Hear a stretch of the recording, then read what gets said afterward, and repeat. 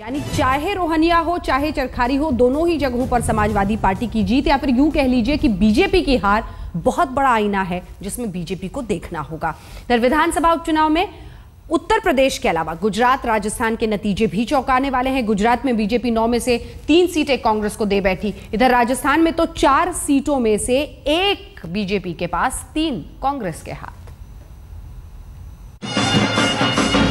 स्वागत के इन क्षणों से कुछ घंटे पहले बीजेपी को सदमा लगा था। गुजरात के विधानसभा उपचुनाव में बीजेपी की 3 सीटें हाथ से चली गई। 9 में से 6 सीटों पर तो उसे जीत मिल गई, लेकिन 3 सीटों पर कांग्रेस ने कब्जा कर लिया। विधानसभा के उपचुनावों में बीजेपी ने पहली बार सीट गंवाई तो कांग्रेस ने चुटकी ले ली। लोगों को यह एहसास हो गया है कि इनका एजेंडा राष्ट्रहित में, समाज हित में नहीं है।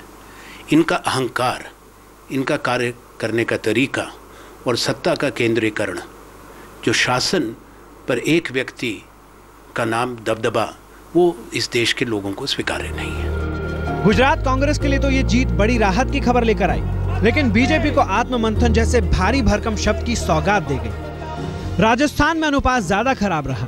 4 सीटों में से 3 चुपचाप बीजेपी के हाथों से सरक गई। जिस कांग्रेस का पिछले चुनाव में सुपड़ा साफ हो गया था, वही कांग्रेस आत्मविश्वास से भर उठी है।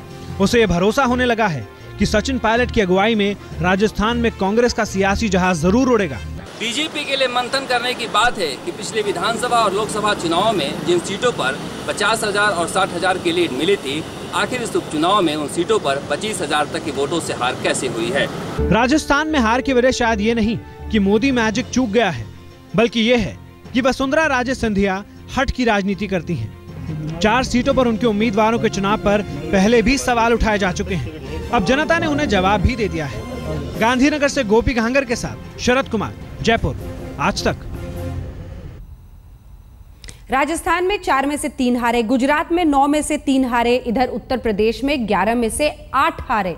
लेकिन फिर भी जिस तरह से कांग्रेस में देखा जाता था हर जीत का सेहरा सोनिया राहुल के सिर, हार की छाया भी उन पर पड़ने नहीं दी जाती थी, उसी तरह से बीजेपी में भी इस हार से मोदी को अलग रखा गया है।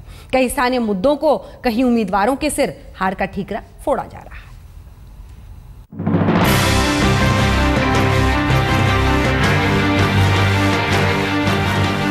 व्यक्ति जब पार्टी से बड़ा हो जाता है तो पार्टी हर विजय उसको समर्पित करती है और हर पराजय से उसे मुक्त कर दिया जाता है। बीजेपी में भी यही हो रहा है। विधानसभा के उपचुनाव में बीजेपी की हार मोदी की हार नहीं है, क्योंकि इन छोटी हारों से मोदी को ऊपर रखने के तर्क एक नहीं अनेक हैं।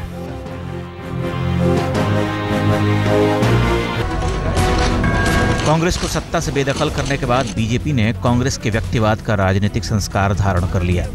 जैसे कांग्रेस में राहुल और सोनिया पार्टी में पूज्य हैं, जैसे उन्हें पार्टी की बुरी से बुरी गत होने पर भी वॉकओवर दिया जाता है, वैसे ही बीजेपी ने इस हार से बीजेपी के ख्याति पुरुष नरेंद्र मोदी को मुक्त रखा है। ये जो रिजल्ट आए हैं, ये निश्चित रूप से स्थानीय लोगों ने चयन में प्रक्रिया में कुछ भूलें की होंगी, लेकिन मोदी जी की लोकप्रियता दिनों दिन बढ़ रही है, मोदी की सरकार की लोकप्रियता भी बढ़ रही है। लेकिन कांग्रेस भला कहाँ चूकने वाली। ये तो ऐसा मौका है कि सुल्तान 4 बांस 24 गज पर बैठा मिल गया है।